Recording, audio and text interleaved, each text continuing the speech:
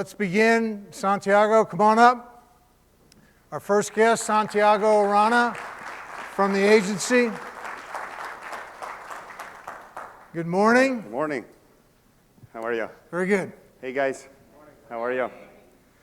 Sorry I'm late. So I think most of you have seen, how many have seen Santiago before? And anyone watching on Facebook Live? And the story is you came over here how long ago? 14 years ago? 14 years ago. Didn't really know English, Anyone? right? Yeah. Sleeping on relatives' Couch. Started out waiting tables. Bussing tables. And did that up in Santa Barbara area? Yes. Okay, and did that for how long? Did that in Santa Barbara for about a year, and then I moved down to LA. I got my license, and I continued to wait tables for about 4.5 years. Okay. And so that was the beginning. That was it. And this year the goal is 500 million in Yes. sales, right? That's correct. And you're pacing towards that goal, I'm getting there. getting there. And the interesting thing, it's Santiago, and he has two people on his staff. Laura's here. Where's Laura? What's up there? Raise your hand, stand up, say hello. And then you have, And I have Griffin, who's not here, because he's covering me another place. okay, so it's just the three of you, That's it. right? It's not this big team of 20 agents. No. Okay. So let me first ask you, mindset, what does that mean to you? Well, mindset is basically when you make a decision that you want. First, you need to know what you want, but then when you know what you want and you make a point that you're going to get it or you're going to do it, the mindset is what it doesn't get interrupted by anything. Doesn't matter what happens, if you have that strong mindset, the current reality could look like you're not getting that or you're not getting there, but if you're strong and your mindset is strong, you will get eventually there. And that to me is mindset, is when you know and you have made a decision that you're going to get and you're going to be there, and then all of you just need to wait and watch it happen. So when you first came over here, did you have that type of mindset? When I just come over here, I want to say that everybody has the mindset. They just haven't developed it and haven't discovered it yet. So in my case, I didn't really know, or I haven't really developed it or know what I wanted at the point. I was young, I was 23, I was here to learn English, I was going to go and do a master's degree in finances, and that's what my goal was at the time. No, until I, lived here for a while and I saw the potential and I saw the opportunities, then I changed and adjusted where I wanted to be, what my goals are going to be. So I switched that around, and then when I had you're just going to know what feels really good inside of what is that you need to be doing. And when I found out what that was for me, then is when I really, my mindset came into play, and I work on it. And it's something that you need to work every day. It's something that you need to encourage every day. It's something that you need to feed, reading books, going to seminars, being here right now. You need to make that mindset stronger and stronger so it doesn't stumble upon every little bump that you come in the road, because there's no easy ride, okay? There's always going to be problems. There's always going to be challenges. It's how you react to them that makes you who you are. And what did you do specifically to, let me back up. Is there something that got your attention? Did you read a book? Did you get exposed to anything that began to make you think? Well, first is, you have to have a certain level of ambition, I think, So when I moved here, I was working in a high-end restaurant in Montecito, and I would see people come in and, spend a good amount of money at the restaurant and drive the Ferraris and drive the nice cars, and you start looking at that. I was invited to parties, and I will be looking at these houses that I never seen other than movies. So you start developing that hunger, that ambition. Once I developed that, then is the question, how do I get there? So one of the things that I did that I like to do is observe. I observe successful people, and I like to see what they do. So by observing successful people, I stumble upon people that, I had as mentors, and I mentioned many times, one of them was Rodrigo Iglesias. I was like searching for someone that had gone for something similar, scam from another country, didn't know anyone, didn't have money, and has made it great. So he was the king at the time, and I wanted to, get advice from him. So I searched for him, and I got advice, and that's one of the teachers, and you find other people. I mean, Steve is one of them right now. He's my coach, and I always bounce ideas, and I ask for advice to him. So you always need to find people that have done well, so you can learn from their experience. You won't be doing the exact same thing, or you might not have the same goal, but you learn from listening to other people. And then there's books, and then there's movies, and there's videos. I mean, there is a number of other things that you can look and study and learn about. So you bring up a really important point. Right in the beginning, you sought out Rodrigo because you didn't want to create the wheel yourself. You wanted to learn from someone who you thought was doing what you wanted to do. Right. That was a really important thing. Yes, I was very frustrated. I was 1 year in the business. I am waiting tables, and I have sold nothing, okay? And I see people closing deals, and I'm like, I don't know anyone. That's why I'm not selling houses. I'm doing this and doing that, and I had this attitude where I was just frustrated. So when you're frustrated, you have a negative attitude, right? You're like, nothing is working, and when you speak, it makes it even stronger because you're speaking with passion, and you're hearing it, and it's going into your subconscious mind, so it brings more of that. So I was just in a very bad, negative place, and one day I sat down and I said, wait a second. It's got to be someone in this town, out of all these people, that has gone through this and has made it. So I started doing research, and I found him. I'm sure there were other people, but I just found him, and he was doing real estate, so I thought it would be perfect. And why did he stand out for you? He came from Argentina with $400, and he made it big in the real estate, So I was like, okay. So you saw a guy who had a similar story to yours. So there's a template, right? It worked for him. I can see what is he done, what he's followed, what he's done, and everything, and I can use whatever works for me out of everything that is worked for him. And what it doesn't work, I won't use it, but at least I have a template to go with, and I thought that would save me a lot of time. And it did. Was he highly receptive? Did he say, "Let me just share everything with you"? At first, no. It took me about 3.5 months to get a meeting with him. And the first thing he said, I remember, well, the first time we set up a meeting at a restaurant, he didn't show up. And I waited for an hour, and I was like, what a fucking jerk. And then as I was walking out of the restaurant, all bummed out. I was all bummed out, and I was like walking out because I called sick to the restaurant I'm working with, and now I'm like, oh my God. You just think about things like decisions that you make, and sometimes they don't work, but you see, that's when your faith comes strong, If you have those challenges are almost like tests, So then I walked out of the restaurant and I said, you know what? Something happened to him. Who knows? Don't get bummed out. And as soon as I said that in my mind, my phone rang and it was him. And he's like, I'm so sorry. I profusely apologize. I want to be honest with you. I forgot. But I want to make it up to you. Let's meet tomorrow. Same place, blah, blah, blah. So we end up meeting, and the first thing he said when he sat down is, before you start, I have 7 assistants. I don't need assistants. I don't need this. I don't need that. I don't need that. And I said, I don't want to be any of that. I just want to talk to you for an hour. I want advice. And at that point, I started talking Spanish with him, and I said, I come from South America too, and blah, blah, blah, blah, blah. So we connected, and he gave me advice. And I took that advice, and I applied it, and it worked well. So what I did, I called him back to say, thank you. That advice you gave me worked. I just got a listing for this amount, or I just sold this house. So you got to be grateful, because that gratitude is what it closed, the circle. So when I called him to say thank you, he said, let's have lunch again. I said, let me buy you lunch, because you gave me the advice. So we sat down again. He gave me another piece of advice, and I went and applied him again. And then all of a sudden, stuff started to happening.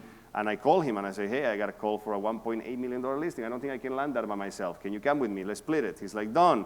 We got that. We got a 5. We got a 7. And he finally said, come, let's work together. And we became partners. So why do you think things started to work for you? What were you doing differently?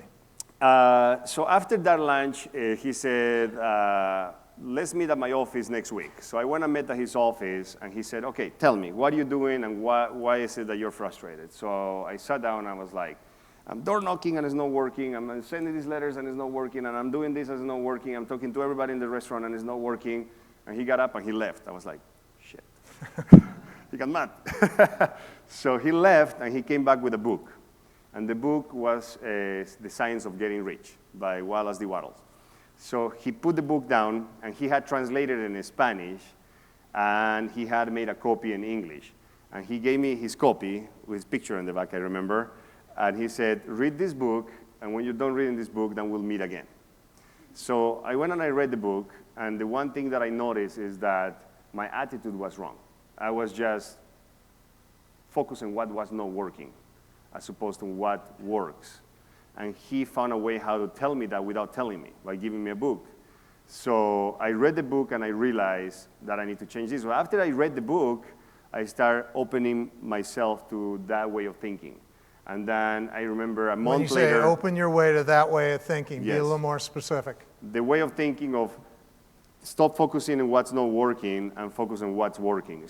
Stop talking about what's not working and start talking about what is working. So when you do that, you direct your attention to what you should be putting your attention, right? And everybody knows, you know, where energy goes, where focus goes, energy flows, right? Is that Tony Robbins? Right. Right.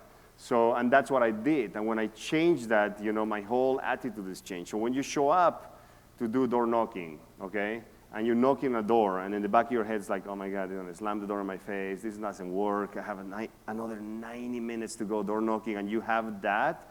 People, they open the door, feels that. They read that energy.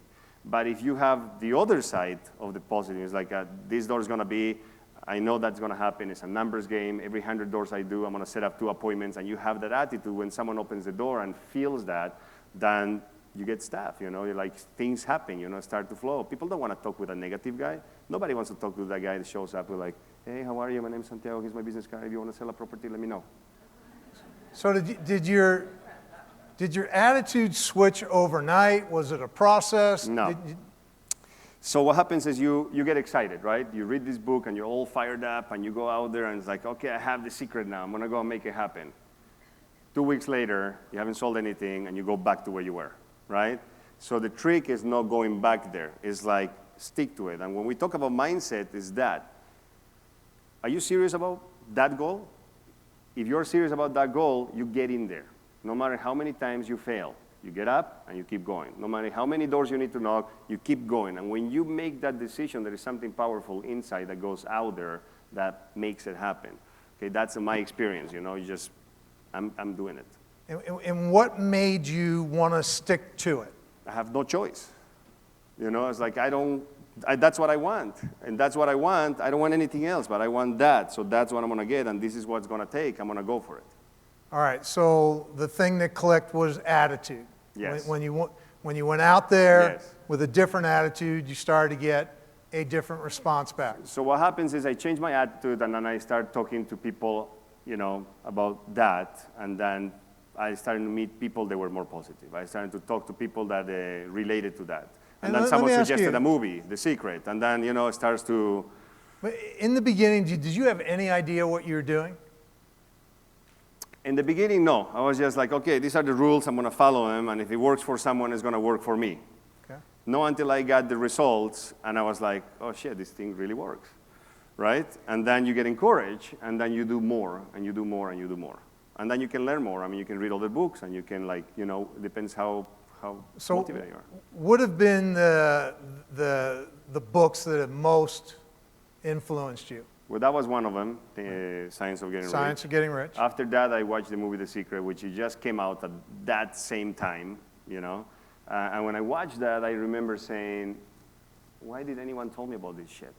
You know, it's like, literally, I was like crying on my living room saying, why no one's told me or showed me this stuff before, you know? What did you get out of The Secret? What did that do for you? Same thing. It's like the way you think, you know. It's like if you think positive, it's going to attract positive people in your life. If you have carried that attitude, you know, you will come across opportunities that you won't see if you're negative. You'll meet people that, you know, you'll get a call from someone, and if you're not in the right attitude, then you will pass on that opportunity. Opportunities are there all the time. It's the ability for us to see them when they come in our way. Be prepared, right? Everybody says good luck is opportunity meets preparation, right? Right. So that's exactly what it is. I mean, if you are ready and you are out there and you open yourself to the universe and say, I'm open to all the opportunities you want to bring to me, then you're ready. But if you're not and you're just focusing what's not working, the opportunities are going to be there, but you're not going to see them. Does it make sense? 100%. You know, I put this quote up here specifically because I knew you were going to be here. If you find something very difficult to achieve yourself, don't imagine it impossible. For anything possible and proper for another person can be achieved as easily by you. And I bet you, a lot of you look at Santiago and say what?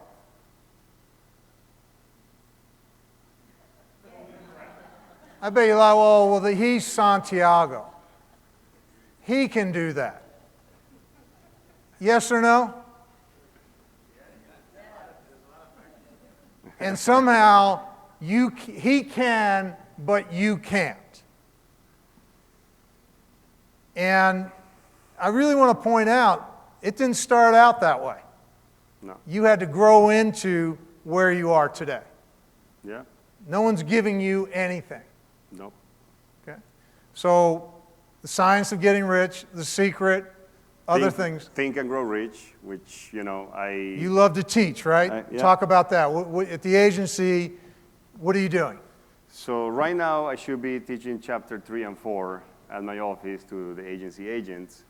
Every September I do Think and Grow Rich sort of mini seminar at the agency for helping people, you know, learn about these concepts, learn about the book. We discuss, we share opinions, and then I help them to set up their business plan and goals for the next year.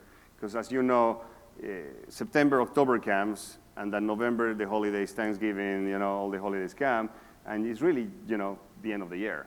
So this is a good time to reanalyze what you've done for the year, what you could have done differently, and what you're willing to do next year. So you set up, because you don't want to start setting up your business plan in January, February. Then you're late. You're behind by 2 months.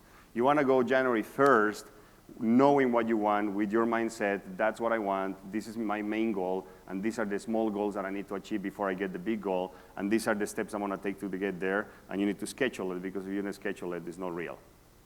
So how long is the program that you do? It depends. Sometimes 7, 8 weeks. And what is your experience of that program? What's that like for you to teach it, and what do you see people getting out of it? Yeah, so, you know, it's great because a lot of people keep coming back, you know, for second, third, fourth time. And the one thing I said in the beginning to those people the first time I did it is like, when I read this book the first time, I got something, and the second time I got something different, and the third time it was like, why are you reading the same book fucking 5 times, right? It's like, you don't want to read other books, but the reality is that the book is such a brilliant book. It's written by a guy that studies successful people for 20 years, right? So there's information in there that you might not be prepared today, but you'll be prepared next year. So for me, every time I read it, I find something that I didn't realize. I mean, yes, I do the things, I read the things that I know and I do already, but I always find something new. It's like, oh, I didn't catch that last time I read it, neither the year before. So, but it's not the book. The book doesn't change. It's you.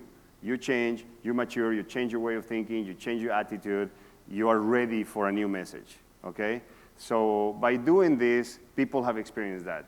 Makes me very happy to see people that, you know, can grab that information, use it, and I see agents in my office that are growing their business exponentially. I get beautiful emails from a lot of agents saying, thank you for doing this. That to me is a way for me to give back what someone gave to me at a point in time.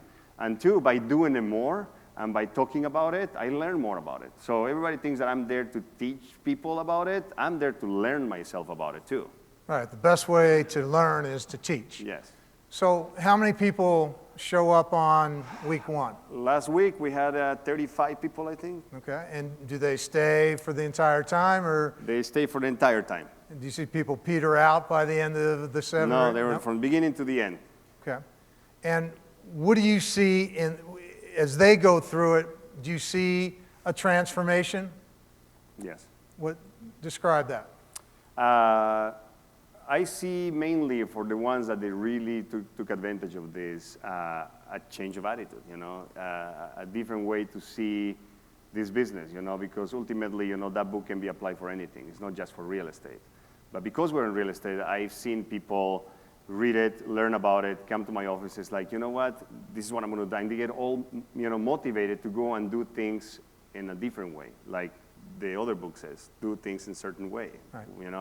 And it's not what you do, it's how you do it, right? There's two different ways how to go and do an open house, right? You show up. Well, before you go, you're at your house, you have lunch, like, oh, got to go to an open house. Right? You get to the open house and you put your last sign at 2:05. You get in there, you open the door, turn on a couple lights, and you sit in the living room, you pull your phone and you're on Instagram, right? Hey, how are you? Welcome. Hi, welcome. Oh, man, 2 more hours to go. Don't go. Stay at your house. I mean, there's no point of you going and waste time like that. Does not do any good, okay? The other way is, when I used to put my signs out, now there are a few, so I cannot do it, so I have a company that does it. But in the beginning, I remember I'll wake up at 6 in the morning, and I'll go and put my signs at 6 o'clock.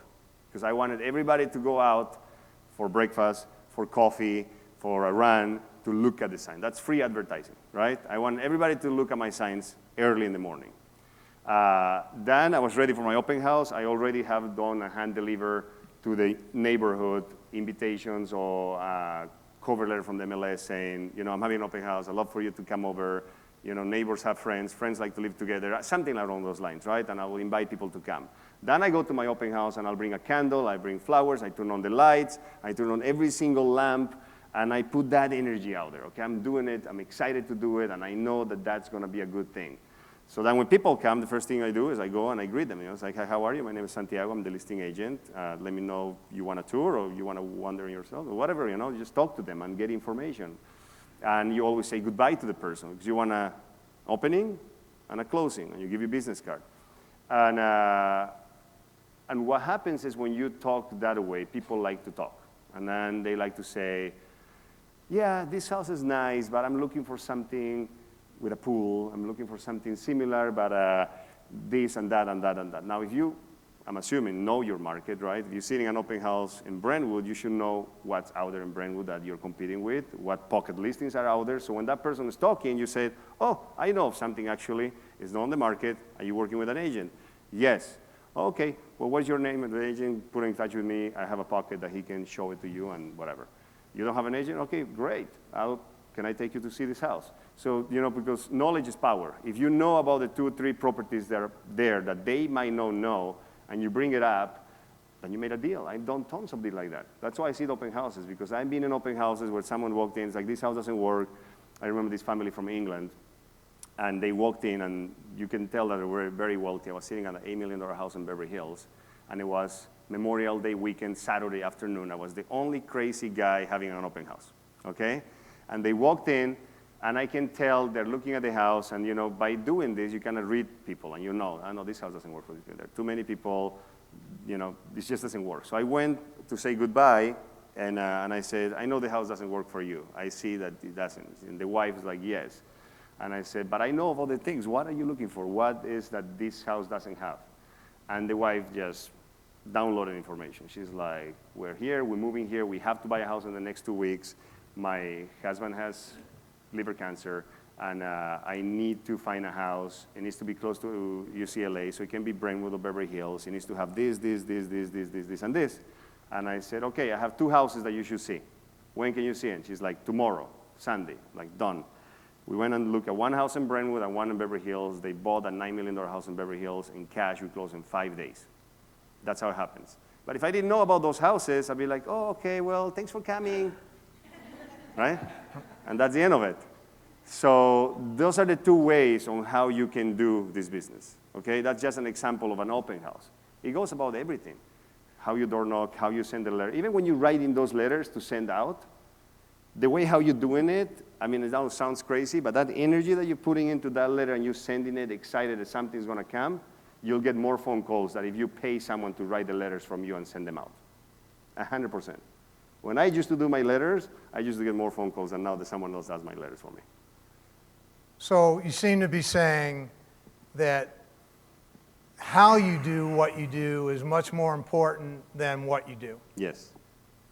Because are you doing anything wildly creative or innovative or extraordinary in terms of growing your business?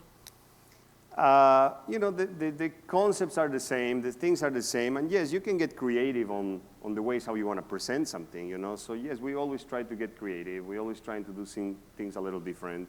But in general, the concept and what you need to do is all the same. There's not really a secret, It's like, there's not, people come, it's like, yeah, I like how your talks and everything, but what really is? Like, that's it. There's nothing else. I mean, I'm telling you everything, I'm not making a story, hiding my secret so I can keep doing well and you guys don't do well. That's it. What I'm telling you is exactly what it is. So what I love when I come in to talk to you every other week, you've always got a sparkle in your eye. You're always looking at what's possible, and always thinking about how I can take it to the next step. Take us inside your head during the week. What kind of things are you thinking about? Do you have a morning routine? Do you get yourself in a certain mindset? Do you get down? Yeah. Let's go inside your head for a week or so. So, for those that have heard me before, it starts in the morning, right? You set the energy out on how your day is going to go, right? And I'll give you an example. When I finish this, I'm going to give you an example of what happened to me this morning, why I'm late today. So when you wake up in the morning, there's two ways to wake up. And I'm a believer that waking up early in the morning is better than waking up late. I know that when you wake up late, at least it happens to me, and you're late and you woke up and it's 8:30 and it's 9 o'clock, you know that you feel like, oh man, I woke up late. You're already feeling bad about it, okay? At least it happens to me. I know I'm behind on time. I could have woke up early. I could have worked out. I could have gone a run.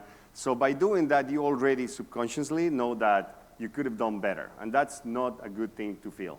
You don't want to feel that you start the day feeling that you couldn't done better, because then you feel like you're kind of wasting that day already.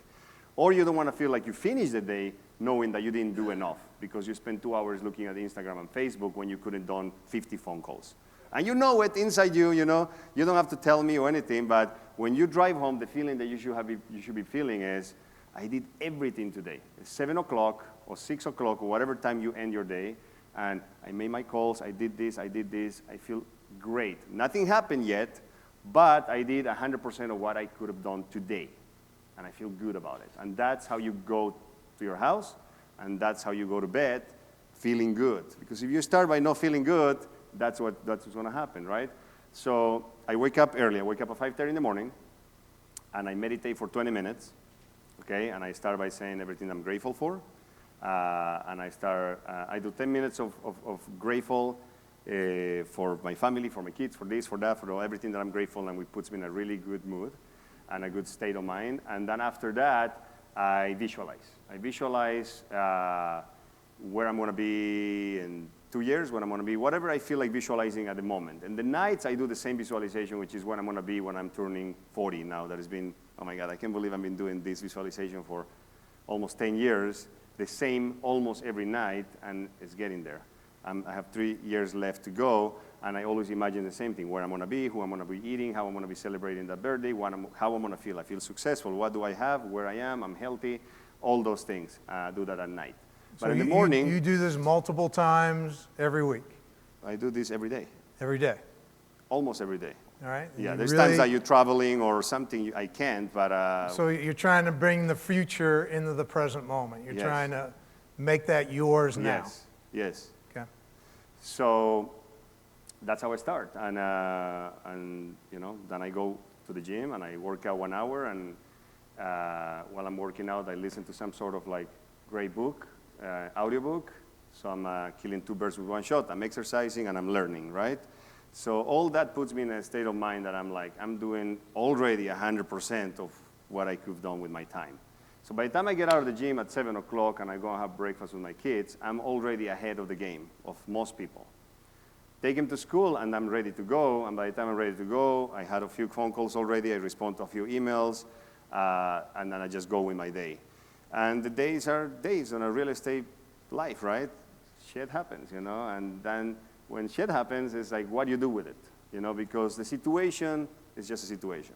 You can make it worse or you can make it better. And do I get upset? Yes, I get upset. You can ask Laura. Sometimes I come back and I can't believe this guy did this to me. It's like, can you believe it? But how quick do I get over it? 2 minutes, done, next. What's next? This happened, I don't remember already, okay? But I didn't do that before. It took me 6 years to be able to do that, okay? Like this morning, for example. I woke up, and on Fridays, I don't go to the gym, but I go to the beach, right? I do my run 1 hour on the ocean, and then I jump in the cold water, whether it's winter or summer. I don't care. I just jump in it. And the reason why I jump in the water is because I command my mind and my body to do it. I'm the boss. I say what you're going to do. It's cold. Yes, I know it's cold. Doesn't feel good. I know it doesn't feel good. But it's going to feel great when you come out and you know that you did it. And that's why I do it, okay? There's an under message in there.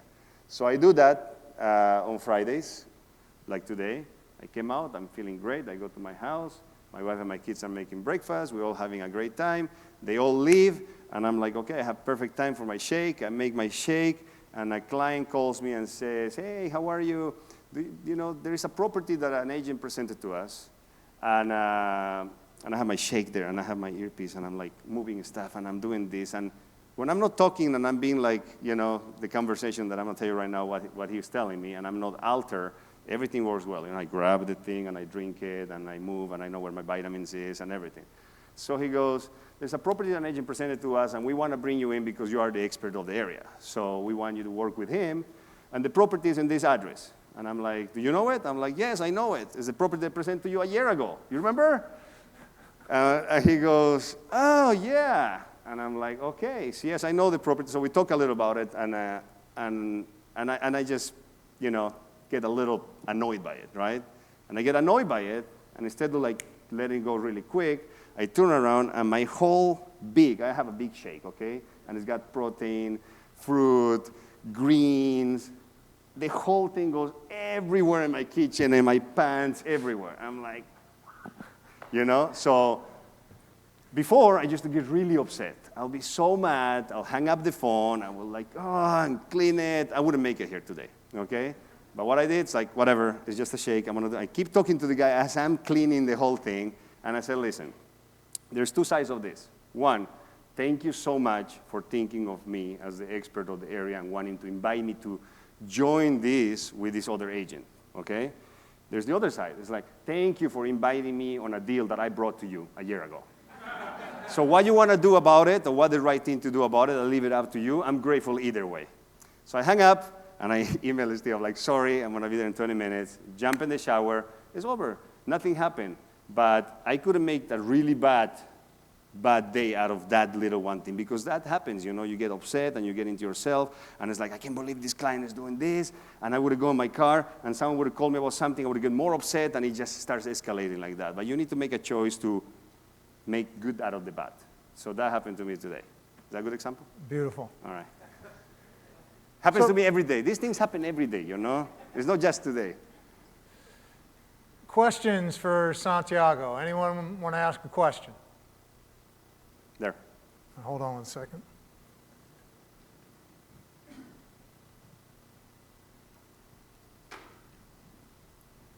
Come on up.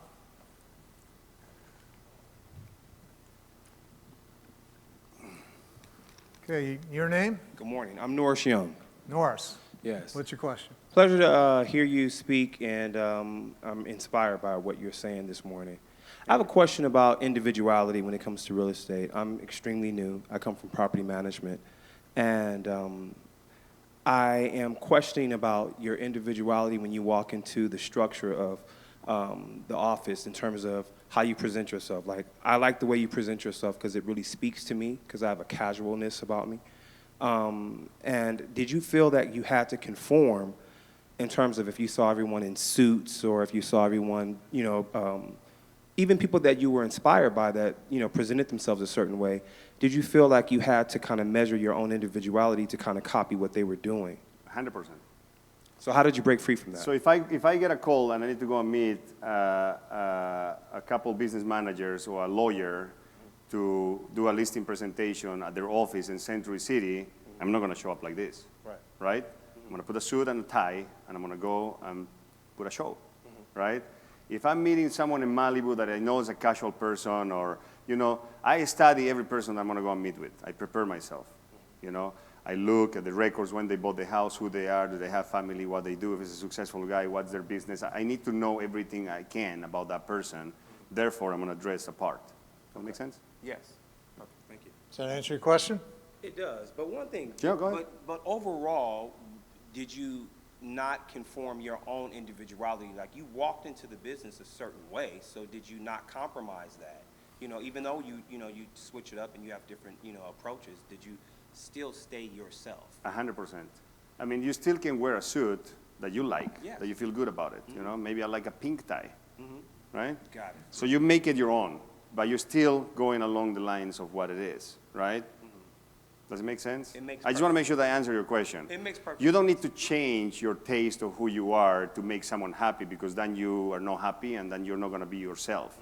You need to feel good about it, okay? If you dress in that way and you go in there, yes, you're going to be with a suit, so everybody's going to notice that, but maybe you like your calf links. Maybe you like, there's some people in the business like to use a bow tie instead of the regular tie. I mean, I don't know. Put your own touch on it, so yes, you are you. You know, you're not changing your originality, right? You keep being you, but, don't show up with shorts, right? Yeah. Okay, Thank you so much. sure. Got it. Other questions for Santiago?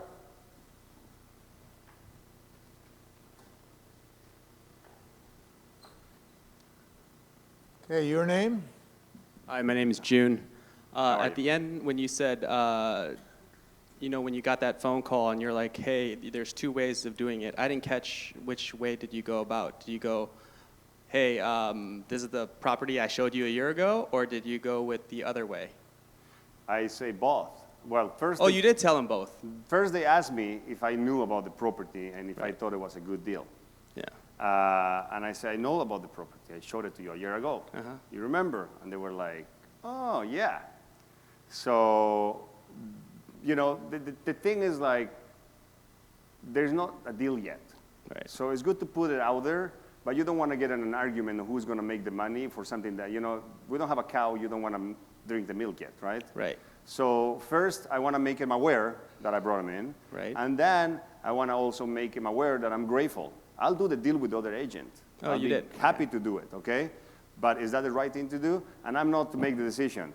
They are the client. I just put the ball on their court. So how did you close it up? You go, thank I you so said, much. there's two ways of this deal. One is, I see. thank you so much for letting me part of it. I'll work with that agent that brought you such a cool deal. Gotcha. The other one is, thank you for letting me into the deal that I brought you a year ago. Right. A little So comedy. what you guys want to do, I'm good either way. Gotcha. I wasn't clear if you were telling us that that's the two options. No, we that's could what I be, told but them. you actually just said it Yeah. to him directly. That's awesome. The other thing that I wanted to ask is when you sat down with Rodrigo, right? Yes. And you had that 1 hour. What were the top questions you asked him? Oh, God, I don't remember at the time. I think I mostly bitch about everything, That's why he gave me the book. It's like I talk about everything that was not working. Yeah. But then eventually when I read the book, and I called him, I said, I read the book, we sat down, and he basically said, oh, what do you found about this book? And I said, I think that I need to change my attitude. And he's like, great, so you got it. So then we start talking about, and he's like, now, this is how you're going to door knock. This is how you're going to go about it. Not the way that I was doing it. Trying to cover a lot of doors, not really putting that energy out there. Awesome. Thank you. Thank you. Got a question? Stand up. Hi. Your Hi. name is? Hi, my name is Patricia. So I'm from Brazil. I'm learning English, and I would like I'd like to know if you have some advice about how I can hold my anxiety, because I'm so anxious about learning the language, and I'm going to real estate class, and I'm like, I want to do everything on the same time. Do you and hang out with Brazilians? No. No? No, Good. and I have a Brazilian friend, but I don't like speaking Portuguese because it's so hard Well, for that's me. the problem. I mean, I don't want you to stop being friends with your friends, but the reality is that if you want to learn the language faster, that's what I did. I did not speak with anyone in Spanish for like 4 months, right? Yeah. So you need to take those kind of drastic, it's not forever. It's Yeah, just I a know. period of time. So that's why I asked you that first. Don't speak Portuguese. Eu falo português. Oh, that's cool. Don't speak Portuguese. Speak English. read books in English, because reading gets you to see how the words are. I'm only telling you things that help me. Read books, watch movies, listen to the songs, and there's so many songs that I used to like back in Bolivia that I sang it and whatever, and now that I understand, I'm like, oh, maybe I shouldn't sing that. Yeah. Right? So yeah, I'm doing everything at the same time. Good. Actually, and when I need to talk and express myself, sometimes the words. I get it. And I'm thinking, I put my goal to get my license until by December. So I'm anxious because the opportunity is coming. I'm coming here every month. I'm meeting people. What are you anxious about? About if you talk in English So sufficient. you're anticipating something bad is going to happen. Not bad, but I see very good things. But I'm anxious to talk English better. You talk English. It'll happen. You're doing it talking right English. now. And I love speak, so for me it's so hard. I know Did where you you have are. I'll tell you the way I anxiety? felt, okay? I felt in the beginning that people wouldn't do business with me because I don't speak great English. And I still don't. But the reality is, like, people don't really care as much for you to speak a perfect English. We live in a melting pot here in LA where a lot of my clients speak worse than me, okay? I am like, oh my God. And but seriously, I used to talk to my wife, and she used to be like, you need to make sure that your emails are, checked by your assistant, or I can check them before you send. And I'm like, sometimes I need to just send an email. So I remember coming back home and be like, look at this email from one of my biggest clients. And she's like, oh my God. They don't, okay? So don't be afraid of that. It happened to me. I had that fear, but I get over it really quick because that won't stop you from doing business. People want to do business because that energy you put out there, what you want, what you can do for them, not because you spell one word wrong. I need to explain to them, it's like everything in the documents and everything is going to get checked by someone in my office to make sure it's right. I'm a salesperson. I do bring people, get them to fall in love with your house, and I don't need to speak perfect English for that. The accent, actually, a lot of people told me that I fake my accent. That's why I do so much business. It helps, okay? And I would say to you that having an accent is an advantage in many cases because people enjoy listening to that. And what you think might be a disadvantage can actually be an advantage. And like Santiago talked about in the beginning, you've got to change your attitude about it. Your accent is your accent, and you can work on it. However, look at it as an opportunity. No, I am very excited and And so the happy. test, don't be scared of the test, because I remember when I studied for the test, I studied with a translating dictionary. That's how I went to take my test. Okay, I was reading and I was like, Yeah, it took me a I'm long doing time, okay? And when I was driving there, when I went to school, I met this guy that I'm really good friends with now. This American guy from Orlando, Florida, that was gonna move here and ended up moving back there. But we became really good friends, and I remember he had a Mini Cooper, and he picked me up because I didn't have a car. And we finally go into our exam, the state exam at Downtown Convention Center. And we start I'm like, can you test me? Can we talk about it? And he's like, yeah. So we start asking questions or whatever. And I look at him, I'm like, what is landfill? And he says, I look at you, and I was like, there's no way this guy is gonna pass the test. Driving to the test, I didn't know what landfill was, okay? And I passed the test. So, don't be discouraged by that. No, I am Buddhist, so I'm very positive, and actually, I can see good things, and then this makes me feel nervous, and I want to do, But in my mind, it's done. I passed in the test. I'm That's doing the my attitude. best, so yeah. That's it. Thank you so much. Thank you. Good. Laura, come here. Come on out here. Sorry. Thank you. All right, so you started working with Santiago when? So, I started the agency about 3 years ago. I was a marketing coordinator there, and then I transitioned to office administrator for our West Side offices. And then I started working with Santiago in January. So I've almost a year now. And so you see him in action Yeah. every day. Every day. How would you describe him to people? Super positive, just really, really positive. Works really hard. yeah, just has great attitude. And like he said, if there's anything that, like a hiccup in a deal or anything, he shakes it off, we deal with it, and just moves on, So. What have you learned from him specifically? Oh, a ton of things.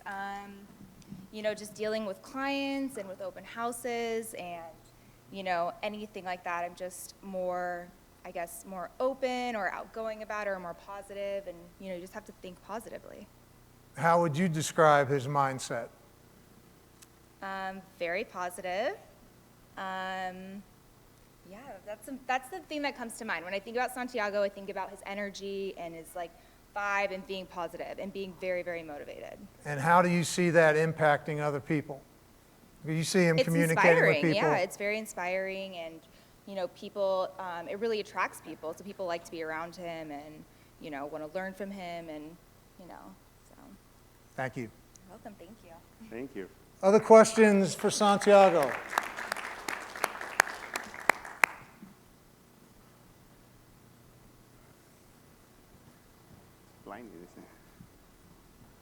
All right, Ryan, what do you got? Hey, Santiago, Ryan King. How you doing, man? Really great to hear you. Where do you see yourself in 10 years? In 10 years, I see myself doing real estate. I love what I do. I really enjoy doing this. I do own several businesses now. I own a development company too that I want to work on getting it to a different level. I see myself owning a lot of income properties and doing commercial real estate too. I see myself, I want to put together not a university, but a educational program for young adults, for kids that go into high school, where I can basically teach them about the things that I wish someone would have told me before, about all these books, about all this knowledge, because I think that when you're in high school, you really don't know what you want. When you go to college, you think that you know what you want, but you don't. So I think I can save a lot of time if I can introduce to these concepts to people when they're ready to do it. And there's a lot of stuff in the school that gets taught in high school and in college that you're never going to use. It's a lot of waste of time in there. They fill up those times so they can charge more years for that education. I want to teach people about nutrition. I want to teach about overall how to be better. But I don't want to do it to the adults. I like to do it in an early stage. That's something that I'm passionate about, and I'm working already on how I'm going to put that together. So for now, that's what I see myself. I see myself having a couple young, amazing boys, staying with my wife, married, having this amazing life, and providing to my family and to whoever I can to help them, whether it's financially or, being able to inspire them. Thank you. Anyone else? Any other questions, Santiago? Here's an opportunity. Don't be shy. Anyone? Go ahead. Hold on. Come on out here. Yeah. Yes. I'll come over here.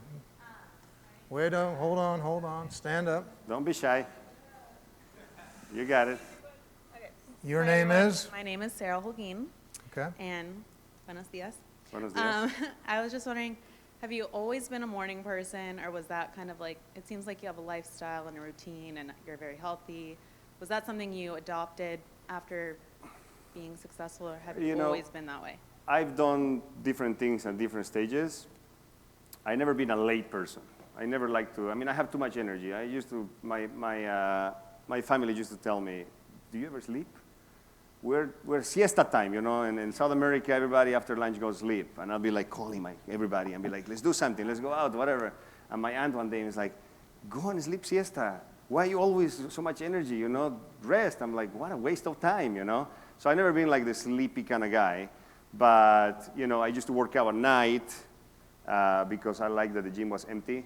And I like to think about it. It was a nice, go in the steam afterwards at 10 o'clock and then go to bed and wake up, maybe at 8. But not until I started studying these books and reading about it. And every successful person wakes up early. Okay, there is a book called The Morning Miracle. You should read it. And explains why it's important to wake up in the morning early. because you feel good about yourself already. You're doing something that most people don't do, so you already are ahead. Just that one simple concept makes it worth it. Right? Anything else you want to share with the group? Any final thoughts? You know, just, you know, every time I come here, I see you guys, some of you guys keep coming back, and like, you know, Brasilera over there has these little things. Like, don't get hung up in the small stuff that is not important. Just keep going. Focus on what you want, and just go ahead and do it. And don't get disappointed. Don't get bummed out by one thing not happening, one other thing not happening. Sometimes doors closes because those doors weren't good doors that led you to a good place.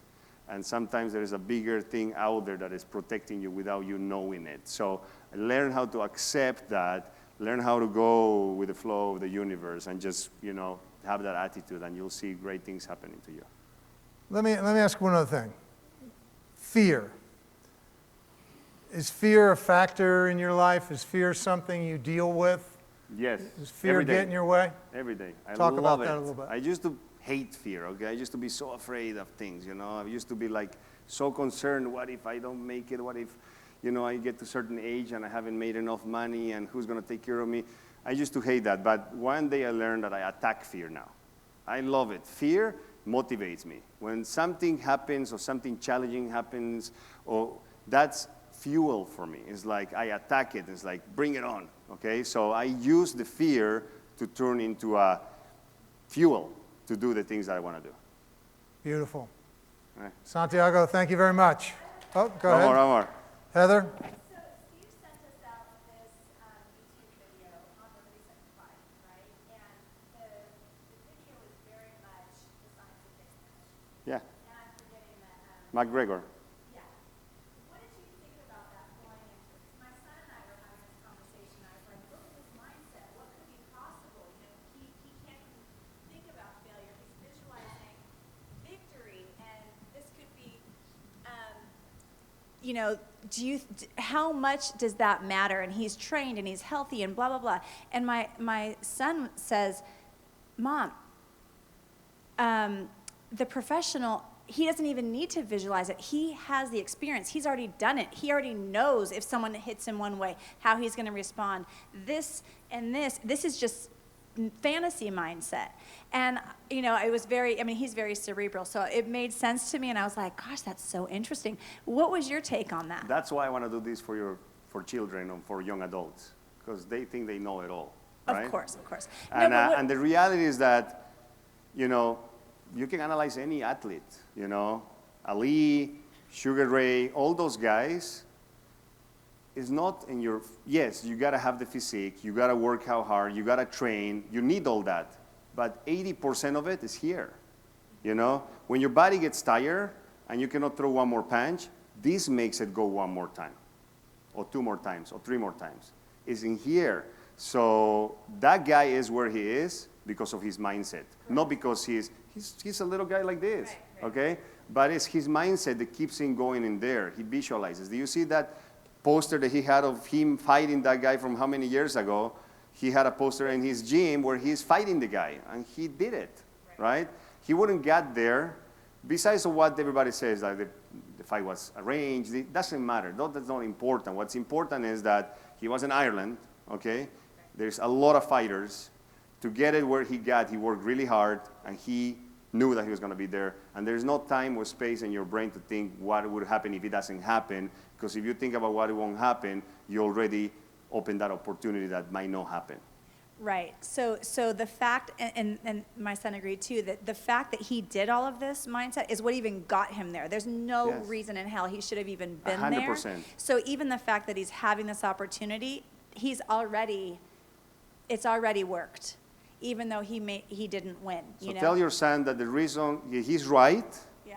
but the reason why he got there is because he visualized him being there, Right. and that made him that fighter that knows where the punch is going to go.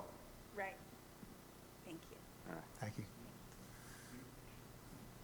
Sure. Andrew? Hey, Andrew Morrison, thank you so much are you, for the man? presentation today. Good. You presented this scenario that you were dealing with this morning. have you always been able to deal with that type of opportunity with as much grace, great word, or is that a developed skill, and how did you get there? It's like a muscle, right? Yeah. You go to the gym, you work out, your muscle grows. Same thing. I did not. I was the guy that flipped out of things. That thing went down, we grabbed that and smack it on the wall. That's how I used to react. So specifically, what's the difference between that Santiago and the one we're looking at today? Well, if I've done that, right, it would have just gone and snowballed. It wouldn't go downhill, okay? It would have made more of a mess in the kitchen. I would have broke my blender, right? The guy would have, I wouldn't be on the phone with the guy. I'd be like, what the hell is going on? It's a big client of mine. A lot of things could have gone wrong. I would have gotten in the car, I'm late. I wouldn't even show up here already, okay? But instead, I took the complete opposite direction. I cleaned it. I talked to the client very peacefully. I put the ball on his court. I went up, I took a shower. All of a sudden, my housekeeper showed up. I didn't even know he was coming today. She helped me clean the whole thing. I got in the shower. I was a little behind on the schedule, but it's all good. All right, so the follow-up is, do you find yourself, or you hopefully, knock on wood, this will become a situation, and if the client decides, Santiago, we'd love it if you worked with this other agent, is that a constant grind for you to not be haunted by what could have been, or do you have a technique for dispelling that mounting discontent related to the possibility that that person's going to be there? Or is it just fantasy at this point and you don't need to deal with it until it becomes your reality? That's all your mind fucking with you. Right? Yeah.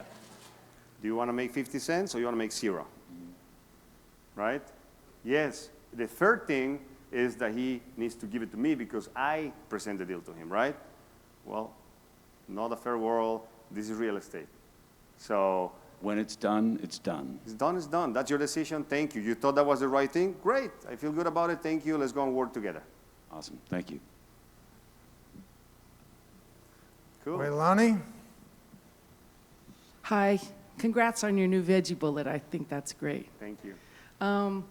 I just came back from Cuba, and so love I noticed Cuba. the people, I've never been in a communist country, and I noticed that people really appreciate things. And I think because you come from a different country, you appreciate things when you came here, and you really grasped onto that education and the books that you've read. I think the people here that were born and raised here don't really understand that, so that they don't have that gusto to go for what you went for. And I think, do you agree with me that that's the situation here in America? I wouldn't generalize, but what you're saying is true.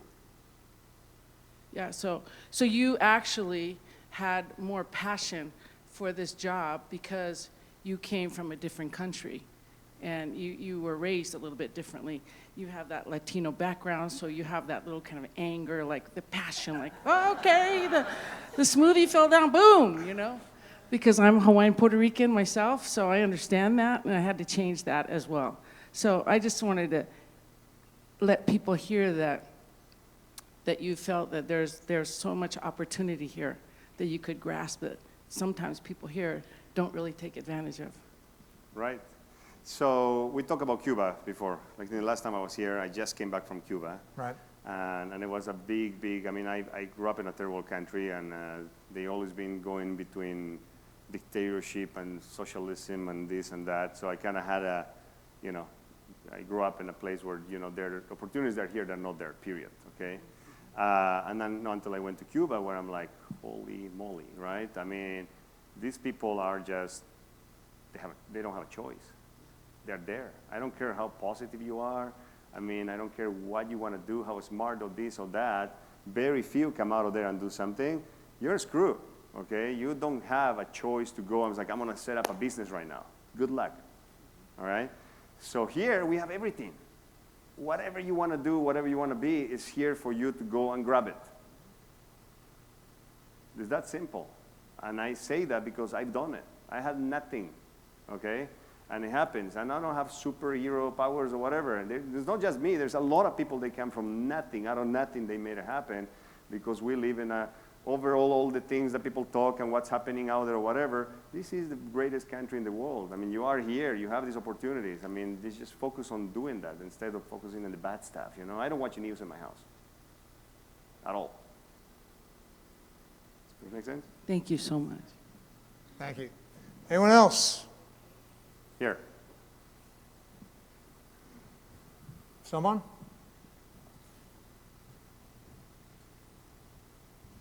Jasmine, go ahead.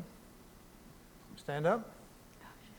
Hi, everyone. I'm Jasmine. I have a question. I know you worked at a restaurant for like the first 4 or 5 years or something.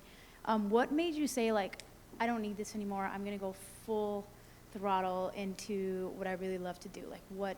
How much money I had in my bank account and how long I could go with that savings without selling a house.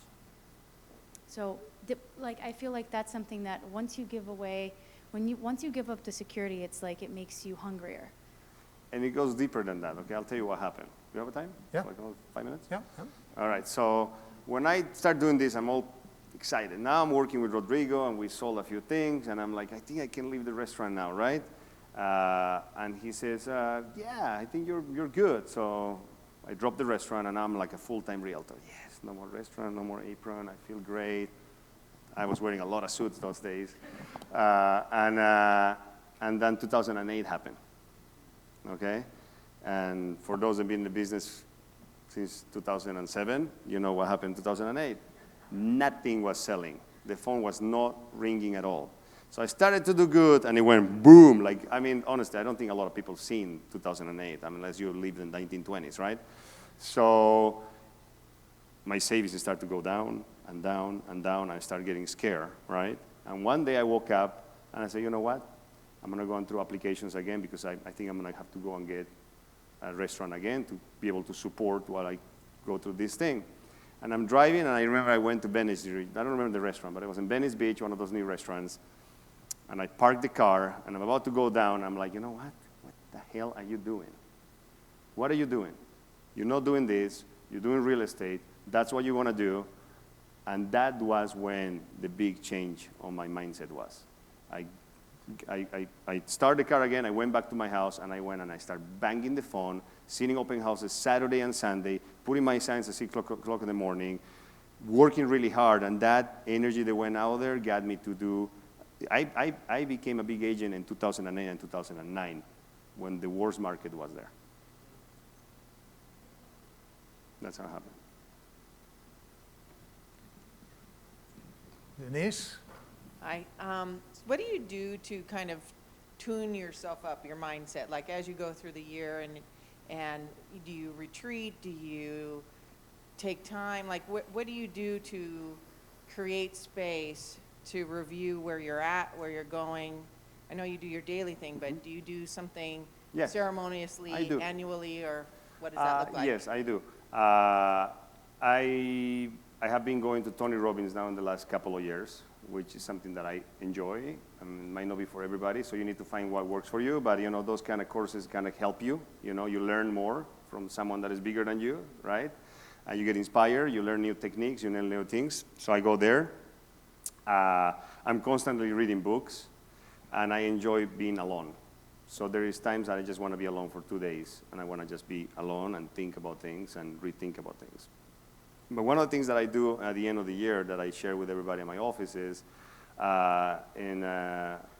for New Year's Eve, okay, I celebrate big. And when I wake up the next day, whatever time it is, the first thing I do is I have a book that I write everything I want. I have 2 books now because I ran out of the first one. And what I do is I sit down and I start writing down everything that I want and everything that I'm going to do that year. And then I compare it with my business plan that I prepare in October, November.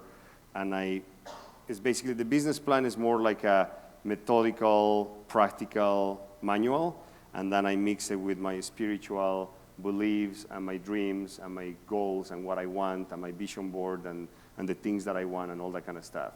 So, and what I do it in, even though sometimes I'm a little hangover, I do it in the first day because for me it has a meaning, right? This is a new year, you know, it just started. There is an energy about being in a new year.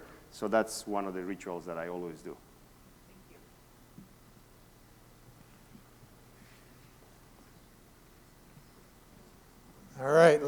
what's up? Hi, Santiago. Thank you. Hey, how are you? I'm actually going to piggyback off what Denise Hi. just asked you, which was when you're thinking about your business plan and you're thinking about your goals, what does that look like? Is that a spreadsheet? Is that, how do you lay that out, and what are some of the pieces that go into that? Because this would be the time you said that you'd start doing that for the new year. Right. Well, there's so many ways how to do it. I mean, Steve has one on his website, a business Right. plan that you can use. I mean, there's a lot of templates. If you Google templates of business plan, you'll come up with something. And What's the Santiago business plan? for me, oh my God, I do mix everything. I use part of his, and I find on Google something. I use the Think and Grow Rich, which tells you that you need to write down what your everyday, you need to repeat something every day, right? Which is called, what is it called? My God, I should know by now. But by doing a suggestion and all those things, but you need to do you need to know your goal. What's your goal? And there's two different kinds of goals, right? There's the long-term, I don't want to be there, but that one's going to take to get there. But for business plan, business, or what we do, it needs to be a yearly goal, okay? So my goal is to do 500 million, right? So it's the year. What I want to do to get there? And then you start breaking down how many houses you need to sell. What's your average sales price? Minus this, so how many houses of that caliber I need to sell? Maybe I'll land a few big ones, which is going to make me sell less homes, or maybe I do a bunch of smaller ones, but you get an idea on how many houses you need to sell, okay? So what do you have in the pipeline? I have these clients. I have this construction happening that they're going to give it to me. What are the buyers that I'm working with? Are these real buyers, or they're a waste of time? Let's get rid of these ones. And you start like kind of bringing down, and what are the things you need to do to the point where how many doors I'm going to go, how many open houses should I see a month? And you just start, you need to start writing down. Thank you. Sure. Anyone else? All right. That's a lot of questions. Great. I love it. All right, Santiago, thank you very much for being here. Thank you, guys. Thank you.